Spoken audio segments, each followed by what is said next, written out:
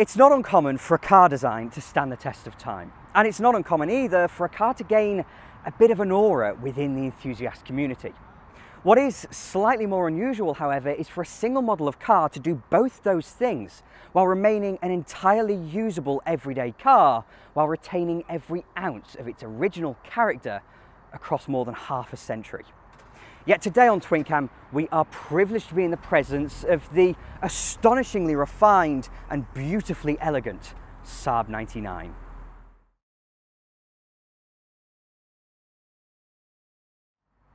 Before we get into it, this car is to be auctioned by Manor Park Classics, so if you fancy floating about this winter in a car designed for just that, then please do follow the link in the description. But while I'm sure we all have a lasting memory or perception of Saab, the 99 was possibly their most consequential model. So before going anywhere, we're going to need a bit of a history lesson. It might shock you to hear that besides building cars, Saab were actually, and get this, an aeroplane manufacturer. I know, who'd have thought it? It's not as if they ever mentioned it. But their car building subsidiary was only founded in 1945, when demand for military aircraft had suddenly and unexpectedly dried up. Sarcasm aside, and coming so late to the party meant they had to carve out a niche for themselves amongst far more established names, and did so through building small and simple cars that were truly unique, displaying that in their very first production model, 1949's Saab 92. This cutesy egg-shaped friend of ours would look and feel very similar to many of its successors, all of which used little two-stroke engines and was styled foremost for aerodynamic efficiency. This is why the 92 reminds me so much of a German or Czech car from the 1930s, and it allowed a drag coefficient of 0.3, slipperier even than a Ford Sierra.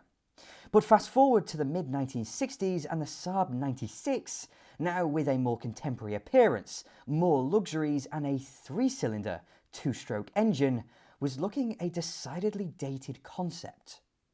To boost sales volumes, they began fitting four-stroke engines, Ford Taunus V4s to be exact.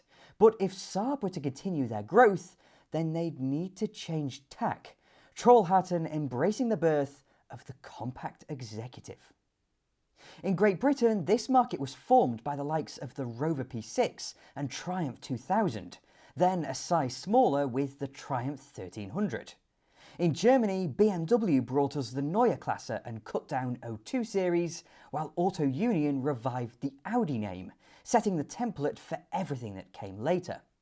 In Italy, the manufacturer with possibly the greatest pedigree of them all, Alfa Romeo, was producing the compact Giulia and its lengthened counterpart, the 1750 and 2-litre Berliner.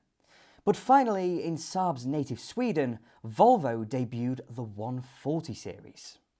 New for 1968, the Saab 99 was their first true compact executive, and in this modernisation, the Saab name would change focus forever, retaining their hard-earned individuality, but creating a mark suited to discerning, educated and highbrow buyers. Indeed, that's how Saab continued to be viewed all the way through to their car-making demise, allowing us to fashion the 99 as possibly their definitive product. Realising I've just used my conclusion only minutes into this video, we're dragged back to 1964, when the 99's development began as much more than just another model. Never mind the fact it would grow to be consequential, for a company as relatively small as Saab, producing only their second all-new car, the pressure on their shoulders must have been immense. Adding to that only the fact that their target segment was yet to really be defined. Yet by the beginning of its development, two of its most vital features, its style and its engineering, had already been well defined by those responsible, bringing us to the British, weirdly, and a man named Sixten Saarssen. We'll start with the great man himself, who'd been Saab's lead designer ever since the beginning, meaning it was Saarssen himself who dictated their individuality by embracing an aerodynamic shape. But despite evolving the 92 into the 96, Saab didn't have all that much for him to do between 1949 and 1964, meaning he could float around Swedish industry before allowing his mind to wander. In 1958, he pondered over the future of Saab, gracing us with these sketches. While the shape is clearly incomplete, many of the 99's integral and recognisable features are present. The wraparound windscreen and hockey stick rear end, for example. A whole decade before the 99 became commercially available, and Sixten Sassen already knew exactly what he wanted to do. After he was joined by his protege, Björn Envall, and finally given the go-ahead, the two men didn't have to worry about either defining a theme or translating the 96 into something executive. Instead, they could hit the ground running, spending their time on detail, honing some of the shapes, some of the character that would define Saab stylistically for the following 30 years. As it ended up, the Saab 99 was first unveiled at the end of 1967, its style having it immediately placed in a different league to its contemporaries, where it barely touched the trends of its day. Up to this point, a Saab had always looked like a Saab, so there was no pressure to throw out the baby with the bathwater. The 99 could be utterly fresh, like nothing we'd ever seen before, while retaining its ability to be recognised as a Saab. The car's mixture of edges and curves enamoured it to those chasing stylistic refinement, solidity and timelessness, all while compromising, not sacrificing, on their love for aerodynamics. Thanks to its wraparound windscreen, clamshell bonnet and the tail of its roof, the 99 could claim a drag coefficient of 0.37, which may well sound like a breeze block compared to the old 92, but compare that to almost anything else in the coming decade, and the crowd tended to be somewhere in the region of 0.45. With these features intact in its subtle wedge-shaped silhouette, we realise that Saab had not refused to follow the herd, but had instead led the herd into an all-new era for car design. Indeed, as I mentioned only a moment ago, the 99 would prove timeless and long-lived, this facelift example hailing from its final year of production in 1984, while its direct successors would continue to bear Sixten Sassen's fruits through to 2003. It's a shame in the event that the great man wouldn't live to see its success, passing away in 1967 while Björn Envall rounded off the car and followed his footsteps to be named as Saab's head of design through to 1992. But what these two men created was a very pert saloon car. Certainly it doesn't pretend to be rakish or sporting, instead sitting comfortably in its practical height and accentuated glasshouse. The 99 is rational, first and foremost. So all its character, all its supremely handsome lines are built around not only its aerodynamics, but also its accommodation and its safety. Back in the dark ages of 1968, safety was not a selling point for family cars. By the early 70s, a raft of manufacturers had begun to just drip feed safety features into their range of cars, but in terms of construction and overall philosophy, only really Rover could claim to have designed a car with safety at its forefront. That was until the Saab 99 came along. Beginning with those drip-fed features, and the 99 features a centrally mounted ignition key between the front seats, saving your knee in the event of an impact. And say you were hit from behind, the 99 has front head restraints as standard. Around the front, we have headlamp wipers, ensuring your visibility in snowy and salty conditions. For your health, later 99s came fitted with a cabin air filter. And for your comfort and attentiveness, this 40-year-old car has an automatically heated driver's seat. Further along those lines, though now absolutely not a safety feature, its doors extend all the way down to the sills, meaning that if you get mud smeared up the side of the car, there's no danger of getting muddy trousers. But But pivoting back towards our main point, and not only was the 99 the first ever production car to feature side impact beams, but take this pillar as an example. In most cars it's here mainly to hold the glass in, but Saab decided that wasn't enough, using load paths, which are essentially big box sections running between the edge of the roof here and the sill right at the bottom, providing the 99 with immense strength, meaning that if you roll one of these things over, you will not get crushed. It's often said that when they took these cars into the forests, winning Rally Sweden in 1977 and 1979, they didn't actually have to fit a roll cage from a safety perspective. Ally that to crumple zones front and rear, and not only do we end up with a very safe car, a very strong car, but also a very rigid car. Something we'll come back to once we've met the British. As we established earlier, Saabs up to this point had been powered by thrummy two-stroke engines in their chase for simplicity, something that just wouldn't wash by 1968, executive car or not. Of course, the 96 pivoted to Ford-supplied Taunus V4s, but they were little more than a stopgap, considered unsuitable for the 99. Instead, Trollhättan was searching for a four-stroke inline four-cylinder, but they didn't really have the money with which to design their own, placing a phone call to an engineering concern known as Ricardo. Now, unfortunately, Ricardo couldn't help Saab either, but working across the industry made them privy to information, revealing to Saab that Triumph were designing an all-new overhead camshaft engine that seemed to be exactly what Saab were looking for.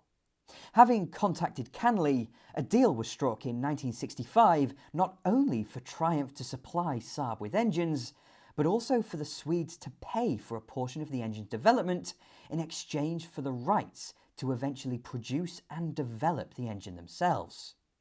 As it turns out, the Brits were working on a modular engine, one they hoped would replace their entire existing range of antique overhead valve lumps, whether that be the compact four-banger found in a Herald or 1300, or the big straight six seen in the 2000 and later the TR6.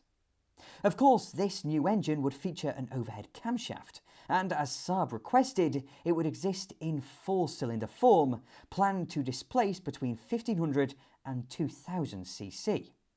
But in order to accommodate that overhead camshaft and allow for a low bonnet line, the engine would be canted over by 45 degrees, leading not only to its name, the Triumph Slant 4, but also its modular nature, forming the basis for the Triumph Stag's 3-litre V8.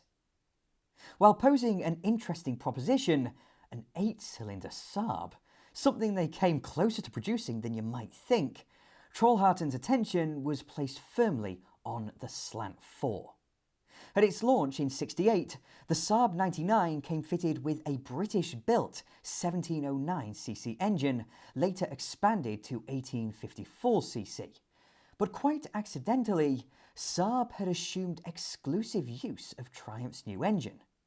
Although the Stag was duly launched in 1970, the first wreath-badged recipient of the four-pot would be the Triumph Dolomite, launched thanks to industrial hardship in 1972, by which point the Swedes were ready to build it themselves.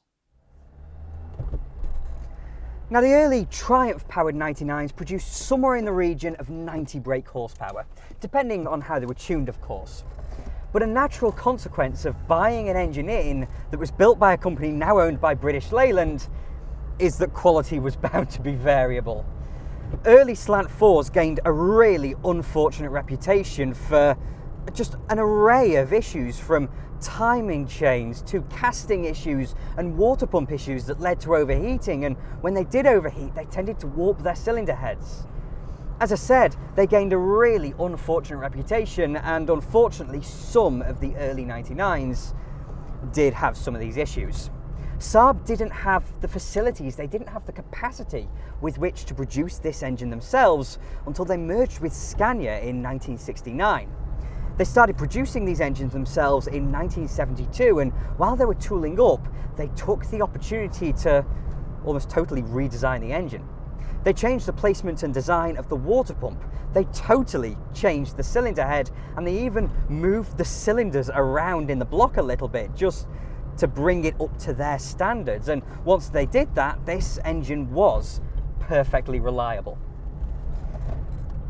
The engine they created in 1972 was known as the Saab B engine, and they were all 2 litres in capacity, producing, I don't know, just over 100 brake horsepower, 110, even more than that, 120, all depending on the way they were fueled, whether it be Zenith carburetors or, of course, fuel injection. But this car being a very late 99 means it doesn't have a B engine at all.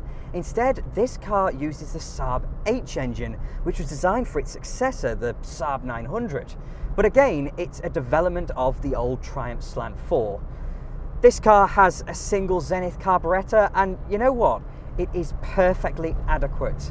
It is not stupidly fast, but for the standards of 1968 and throughout the 70s, throughout the 80s even, I would say, it has more than enough get up and go about it. But what's surprising me is its total character, because I've got a bit of experience with Triumph Slant 4 engines. I did a video, a very successful video even, on a Triumph TR7 a couple of years ago, and I found that car's 2-litre Triumph Slant 4 to be very coarse. I found it to be quite a rough engine, that its character was all about slogging down low. It didn't feel like an overhead cam engine, it felt like an overhead valve engine even. But this car feels totally different, and I don't know whether it's what Saab did to it or it's just the way this car's running. They're old cars at the end of the day. You can't necessarily judge them and, you know, say for sure how they were at the beginning of production. But what I'm getting from this engine is quite a lot of character in its very high-pitched note. It feels very much like an engine from even the 1990s in that regard, and I suppose with, you know, a single overhead camshaft, it's not surprising. What I'm getting from this power unit is its competence. The fact that it is very, very adept at giving you, it gives you a bit of zinginess up high that I'm sure you might be able to hear, but fundamentally, it's about being able to give you some power from down low, to give you something to get the car up and running. And for a family hatchback, that is all you need. But it feels suitably premium in that regard. Still feels like a 4-cylinder engine, but a very nicely engineered one. But any discussion about the 99's power unit would not be complete without mention of the Saab 99 Turbo, complete with a Garrett T3 turbocharger on its side, producing something like 145 brake horsepower. I can imagine that with the way this engine feels in its naturally aspirated form, that it would still feel very competent, very professional, very premium in its character, but just with that punch from the turbocharger that, again, would make it feel very, very modern for its, I mean, in this case, 1968 heritage, in the turbocharged form, 1978 heritage. I'd love to do a video on the 99 Turbo at some point, but it's always interesting to mention here because I think it's, I was going to say character again, but really the style of its development and the engineering that went into it, the thought process behind it, tells us an awful lot about the 99 in general. Making its debut 10 years into the car's life and only just before it was technically replaced, the Saab 99 Turbo was the world's first truly mainstream turbocharged road car. Those that came before were either exotic or largely experimental, so this was something truly novel. Yet when every other manufacturer started bolting snails to the sides of their engines, they went chasing peak power figures, which tends to scupper drivability. That famous reputation for 80s turbo lag exists for a very good reason, but Saab being Saab, they did it right. The 99 Turbo went out chasing torque figures, but not peak torque figures, instead torque across parts of the rev range you actually use, meaning the turbocharger was producing positive pressure by 1500 RPM, and peak boost was down at only 3000 RPM. So rather than feeling like an experiment or a widowmaker, these cars delivered their power in a modern, refined fashion. But curiously, this technology paints a contrast between Saab, who embraced turbocharging and fuel injection, with Triumph, who built their go-faster Dolomite Sprint a number of years earlier with the addition of 16 valves. But regardless, I'm going to go out on a limb and say that the engine, even if we remember the turbo, is not the most interesting part of this car's driveline, as it's the way Saab configured it all that gets my nerdiness firing. The 99 is, of course, front-wheel drive, and all its predecessors were too, and in a climate like Sweden, they weren't going to sacrifice the inherent strengths of such a layout. But the original line of Saabs, whether two-stroke or V4, featured extremely compact power units that posed little problem to being longitudinally mounted. Using a full-size inline-4, however, encouraged Saab to take yet more technology across the North Sea from Triumph. In the mid-1960s, the method of achieving front-wheel drive was yet to be standardised, and every layout seemed to have its disadvantages. Saab were looking for reliability, safety and practicality, viewing the little Triumph 1300 as the perfect compromise. In the front of this car, the engine is mounted longitudinally, but not squeezed to the front like an Audi or squeezed to the rear like a Renault, delivering dreadful understeer and eating into cabin space respectively. Instead, Triumph and Saab placed their engines in the centre, like a rear-driven car, but they rotated it through 180 degrees, so the clutch is at the front. Drive then drops down through a triplex chain to an underslung gearbox. Unlike an Austin or Morris, it doesn't share its oil with the engine, and it has considerably more room to breathe. Plus, unlike a Fiat, it can have equal length drive shafts, and that means we're met with an unusual, but really very competent compromise. Securing the 99 to the road through its front-wheel drive are coil springs all round, and while that may sound perfectly ordinary, it's a clear indicator for a car hailing from 1968 that it sits well within the burgeoning executive class. Take the average Austin, or Ford, or Renault, or Volkswagen, or virtually any mainstream manufacturer other than Fiat, and in 1968 they had not yet settled on all-round coil springs. Alternatively, take many of the executives I mentioned earlier, whether that be Audi, BMW, Mercedes-Benz, Rover or Triumph, and they were embracing them. Keeping its bottom from dragging along the road, these coils act through a simple dead axle.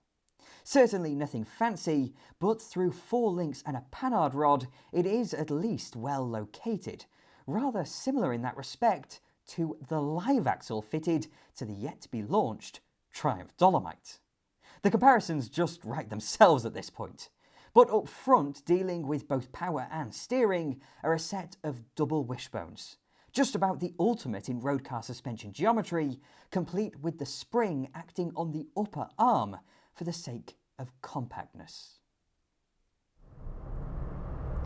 If we're going to talk about this car's platform, then I've got to come back to the point I made earlier about this car's sheer competence. This feels to me like the kind of car that doesn't want to be hustled, and it demands to be piloted by someone who is paying absolute attention to everything around them. It just feels like a car that is very dignified. It has a lot of dignity to it. And so it does not want to be hustled, and if you do hustle it, I can feel it pushes into a little bit of just gentle but very controllable understeer. What's really impressive, however, is the weighting of all the controls. The fact that this non-assisted steering in quite a large car is just so light. The car is nimble as well, and when I compare that to some of the BMWs of this era I've driven, whether it be an 02 series or a later E21 3 series, they feel very heavy. They need huge steering wheels, those cars, because they just don't feel designed not to have power steering. This, on the other hand, just has a human perspective to it, like it's designed with us in mind, rather than being a natural creature.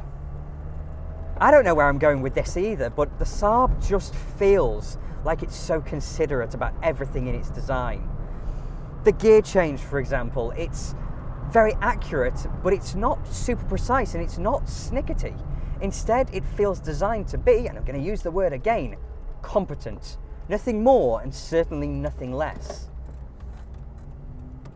There are a couple of little idiosyncrasies, however. First of all, in the fact that the steering wheel is facing that window. It's not really facing me. And the pedals, while in a great position, very well weighted and very well separated as well, there's nowhere for your left foot in this right-hand drive car. And just to rub it in your face a bit, they left the footrest on the left-hand drive side of the car, the left side. But a consequence of that mild understeer, very safe handling that's not going to get you in any kind of trouble, unlike, again, a BMW, is the ride quality. Now, I've driven some cars with brilliant ride qualities. I've driven cars with better ride qualities than this, but I'm really thoroughly impressed by the way it just soaks things up, with very little drama either. My only criticism is that it feels a little bit underdamped. It feels like it needs a little bit more stiffness in the damping just to stop it floating so much over the road. You know, once you hit an obstacle, the car kind of carries on a little bit. I would like that to stop, but apart from that, it is designed for a purpose and it meets the specifications of that purpose just so incredibly well. And as a wider part of this car's design, as part of its engineering, is that I have this wonderful, wonderful visibility. It is properly greenhouse-like, and I love that in a car. It's one of my biggest faults with more modern cars, is that you can't see out of them. How are you meant to park, for example, even? How are you meant to, operate this car in a tight urban space if you just cannot see what's going on around you? But in this, you absolutely can. My other thing is how comfortable the seats are. They don't quite offer enough shoulder support, I think, for me. It could do with just a little bit more. But really, these lovely blue velour seats are so up my street.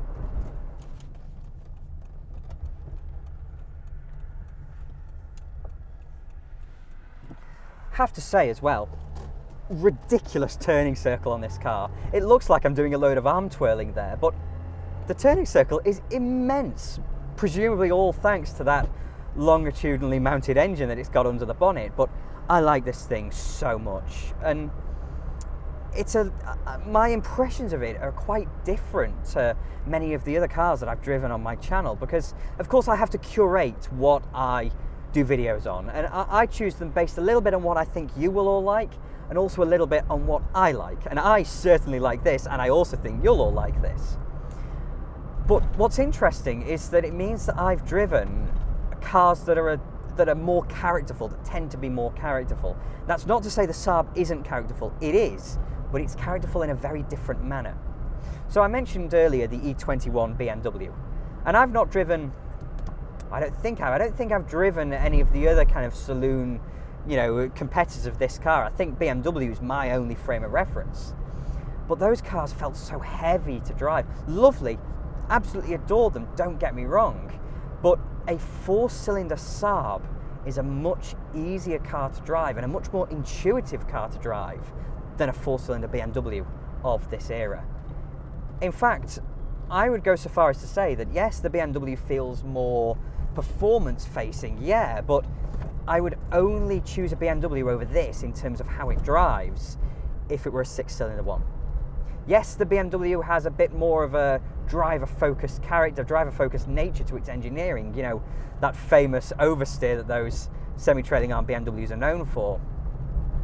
But this car feels so safe that I would buy this less as a car for special occasions, less as a show car, more as just a car. And I say that in absolutely the best way, as absolutely a compliment, because I don't believe this design is 56 years old. 56 years old! And it just feels so nice. So nice.